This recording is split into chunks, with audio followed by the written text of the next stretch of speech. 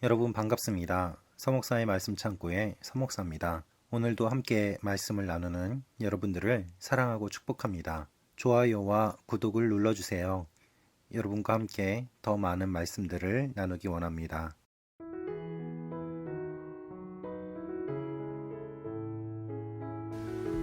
오늘은 예레미야 37장 11절에서 21절 말씀입니다. 오늘 말씀은 바로의 군대로 인해 갈대아 사람들의 군대가 예루살렘에서 물러간 뒤에 예레미야에게 일어난 일에 대한 내용입니다. 예레미야는 베냐민 땅으로 갔지만 그곳에서 사람들에게 붙잡히고 매를 맞고 또한 경비원의 뜰에 붙잡히게 되는 일들을 경험하게 됩니다. 오늘 말씀을 통해서 하나님께서 우리에게 주시는 내용들을 함께 묵상하기를 원합니다. 바로의 군대로 인해 갈대아 사람들의 군대가 예루살렘에서 물러간 뒤에 예레미야는 베냐민 땅으로 가서 그곳 백성 가운데 자기 몫의 재산을 받기 위해 예루살렘을 떠났다. 그러나 그가 베냐민 성문에 이르렀을 때 그곳에서 하나냐의 손자 셀레미야의 아들 이리야라는 문지기 우두머리가 예언자 예레미야를 붙잡고 말했다. 너는 우리를 배반하고 갈대아 사람들에게 항복하려고 한다. 예레미야가 말했다. 거짓말이다. 나는 바벨론 사람들에게 항복하려는 것이 아니다. 그러나 이리야는 그의 말을 들으려 하지 않았다. 이리야는 오히려 예레미야를 붙잡아 그를 관료들에게 데리고 갔다.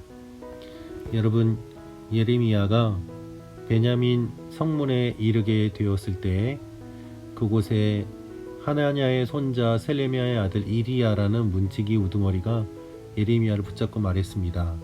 뭐라고 말을 합니까? 너는 우리를 배반하고 갈대아 사람들에게 항복하려고 한다는 것입니다. 이것은 전적인 오해였습니다. 예레미야가 한 번도 이렇게 하지 않았음에도 불구하고 오해한 것입니다.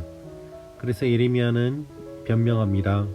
거짓말이다. 나는 바벨론 사람에게 항복하려는 것이 아니다. 그러나 이리야는 그의 말을 들으려 하지 않았다. 이리야는 오히려 예레미야를 붙잡아 그를 관료들에게 데리고 갔다.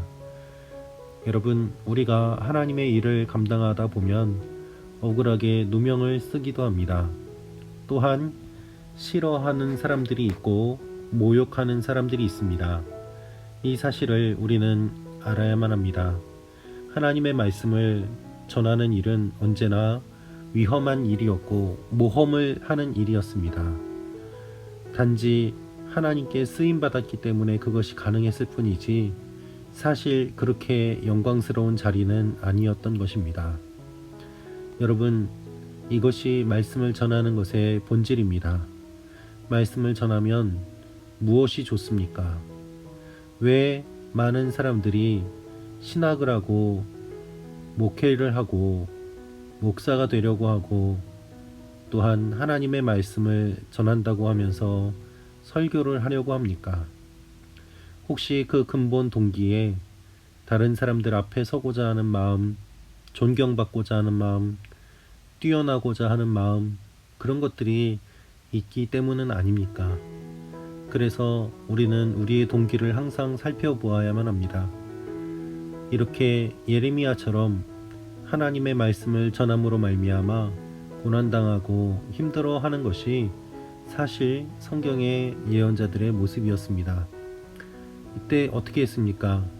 관료들은 예레미야에게 화가 나서 그를 때리고 서기관 요나단의 집에 가두었다. 그때 그곳은 감옥으로 사용됐기 때문이다 라고 말합니다. 관료들이 예레미야에게 화가 나서 그를 때리고 서기관 요나단의 집에 가두었습니다. 그때 그곳은 감옥으로 사용됐기 때문입니다. 즉 요나단의 집에 가두었다는 것은 감옥에 가두었다는 의미입니다. 관료들이 왜 이렇게 화를 내고 있습니까? 그것은 예레미야의 책임이 아닙니다. 그들의 분노를 하나님께 나타내는 것이고 또한 하나님의 말씀을 전하는 예레미야에게 나타내고 있는 것입니다. 이것이 그들이 보이고 있는 잘못된 행위였습니다. 여러분, 이것을 기억해야 됩니다. 사람들은 하나님에 대한 화풀이를 하나님을 믿는 사람들 또한 하나님의 말씀을 전하는 사람들에게 합니다.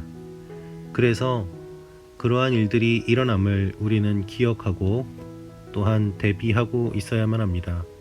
예레미야가 토굴 속 감옥에 들어가 그곳에서 여러 날 머물게 되었습니다. 그런데 그가 감옥에 갇히고서 그것으로 끝이 아니었습니다.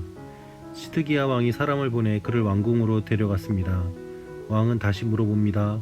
혹시 여호와께로부터 어떤 말씀이 있느냐? 예레미야가 말했습니다. 있습니다. 그리고 나서 그가 말했다. 왕은 바벨론 왕의 손에 넘겨질 것입니다.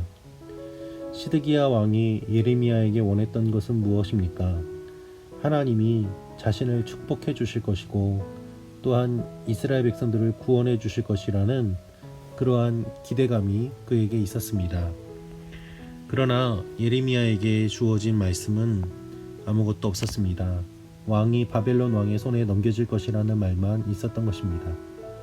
그리고 예레미야가 시드기야 왕에게 말을 합니다. 제가 왕과 왕의 신하들과 이 백성에게 무슨 죄를 지었기에 왕께서 저를 감옥에 가두셨습니까? 왕께 바벨론 왕이 왕과 이 땅을 치러 오지 않을 것이다 라고 예언했던 왕의 예언자들은 어디에 있습니까? 여러분, 그때에 평안할 것이라고 이야기했던 그 예언자들은 다 어디 갔습니까? 다 도망갔습니다. 다 사라졌습니다. 왜 그렇습니까? 그들은 진실을 얘기한 것이 아니었기 때문입니다. 거짓이었기 때문입니다. 여러분, 거짓을 예언하는 사람들은 언젠가는 사라지게 되어 있습니다. 그렇게 외쳤던 사람들, 그렇게 괴롭혔던 사람들, 그렇게 소리쳤던 사람들이 다 어디 갔습니까? 사라졌습니다. 그러면서도 그들은 정당하다고 이야기하고 떳떳하다고 이야기하고 예레미야가 잘못했다고 이야기를 합니다. 그러므로 예레미야는 이렇게 말합니다. 그러니 이제 부디 들으시고 제 간청을 받아주십시오. 자신을 풀어달라고 이야기합니다. 그러자 시드기야가 예레미야를 겨울에 뜰에 있게 하고 성읍 안에 빵이 다 없어지기까지 빵 굽는 사람의 거리에서 날마다 빵 한 덩이씩 그에게 갖다 주라고 명령했습니다. 이 얼마나 비참한 상황입니까? 끝까지 예레미야는 자신이 전한 말씀에 책임을 지게 되었습니다. 여러분, 우리의 삶에 하나님의 말씀이 들려지고 있습니까? 우리는 어떤 하나님의 말씀을 선포하고 있습니까? 우리가 정말 말씀에 책임을 지며 말씀을 선포하고 있습니까? 저도 설교자의 한 사람으로서 설교한 대로 살지 못할 때에 저 자신이 저를 찌르고 스스로 괴롭게 되며 또한 하나님 앞에 무릎 꿇을 수밖에 없음을 고백합니다. 그러나 많은 사람들이 자신이 무엇을 말하는지 생각도 하지 아니하고 책임도 지지 아니하고 그것이 거짓으로 밝혀진다고 하더라도 너무나도 태연스럽고 뻔뻔스럽게 살아가고 있는 것이 우리가 살아가고 있는 이 시대의 모습입니다. 그래서 우리는 애통하며 이 나라와 민족을 위하여 교회를 위하여 기도해야 하는 것입니다. 우리 한 사람 한 사람이 하나님 앞에 신실하게 말씀 앞에 반응할 수 있도록 기도할 때에 하나님께서는 우리의 기도를 들으시고 우리를 고통과 어려움 가운데서도 건져 주실 것입니다. 그러한 교회와 나라와 민족이 되기를 기도합니다. 기도하겠습니다. 아버지 하나님, 거룩한 주일입니다. 하나님 앞에 예배드리는 모든 분들 은혜 받게 도와주시고 하나님을 기억하게 하시고 하나님을 경험하게 하시고 주님을 만나는 주님의 말씀의 능력을 경험하는 일들이 일어나게 하여 주옵소서. 우리의 교회와 민족과 나라가 하나님 앞에 계속해서 쓰임받을 수 있도록 주여 도와주옵소서. 예수님의 이름으로 기도합니다. 아멘.